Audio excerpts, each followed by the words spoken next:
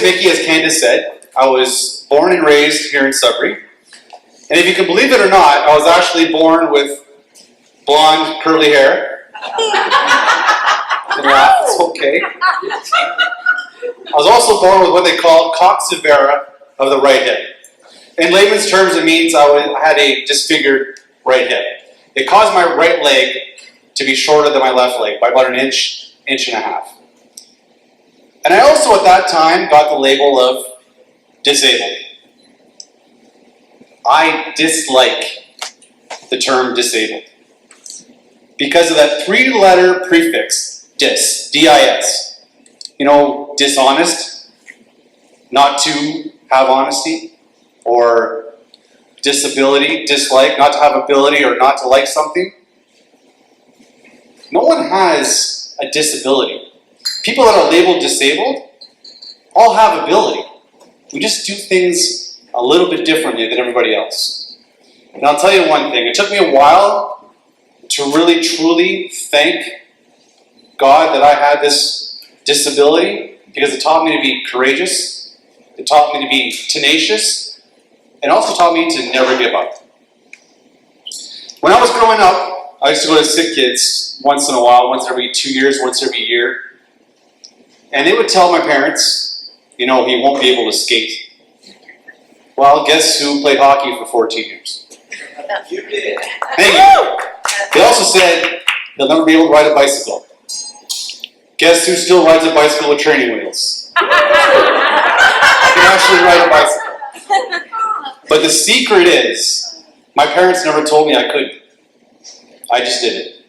And you should have saw the look on my parents' face when I said I wanted to play goalie at the age of 12. And then I did the splits to make a save, which apparently is not physically possible for me. And it's definitely not physically possible for me now. I had a very lucky classmate. I had very lucky classmates. I had very good friends of growing up, especially in grade school. No one ever made fun of the fact I limped. And in case you're wondering now, yes, I don't limp right now. And I'll get to that in a second.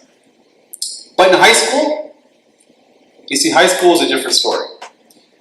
In grade 9, I was walking down the hallway in cowboy boots.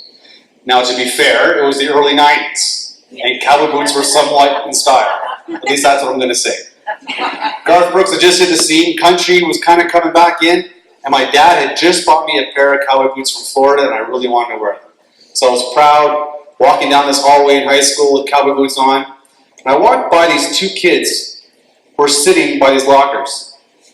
And the one kid turned to the other kid and said, "Guys who limp shouldn't wear cowboy boots." I don't even know what that means, but it's a catchy title. My next autobiography is The Kid Who Limps with Cowboy Boots. But guess who wore cowboy boots for the rest of his high school days, just out of spite? Yeah, this guy. And also, he really liked Garth Brooks. I went to university. I studied theater and acting because I love acting. But by the time of graduation, I thought I should probably get a good handle to see if I'm actually good enough to do this. So I talked to my two professors and I said, okay, I'm about to graduate. Is this worth pursuing? And my one professor, who I love, who was actually invited to my wedding, I have a lot of respect for, was completely honest with me and sat me down and said, let's be honest. You're not going to be a lead actor because you limp. I was devastated. But if you all just think about it for just a second, close your eyes and think about it. In Hollywood, all the lead actors you know, who has a physical impairment? As a matter of fact, most people in Hollywood actually hire able-bodied actors to play people who have disabilities. So, being the person I am, I put my nose to the grindstone. I ended up getting the lead in an independent film at Laurentian, and I became the lead actor in 2 of his main stage productions. That was a big accomplishment for me, but it wasn't what I wanted to do in life. You see, I had a secret. At the age of 30, my hip was done. The hip joint I had, which was a little nub with a little bit of cartilage, had worn away completely. I couldn't walk from here to here without having to sit down. So I got an operation that completely changed my life. I went to St. Michael's Hospital in Toronto and got a total hip replacement at the age of 30. Then both my legs were even. That's the end of the story. Good night. Actually, the story just started. You see... 10 minutes. We're going to speed by this. So my father was a police officer for 30 years. And my secret was I always wanted to be a police officer. But that little limping thing and not being able to run after criminals might get in the way. But guess what? Now I could do things everybody else could. I could walk just like everybody else. And after 2 years of physio and hard work, I could run for the first time in my life. So I thought, I'm going to apply to be a police officer.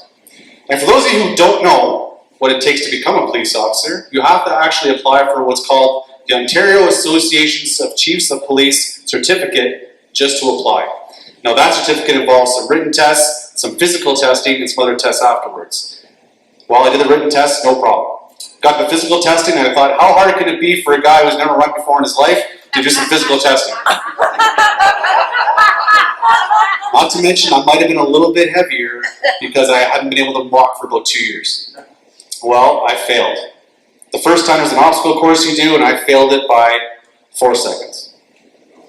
The next time, 6 months later, I run it again. I pass this time by 3 seconds, but I fail what's called a shuttle run. There's a physical test afterwards by 1 minute.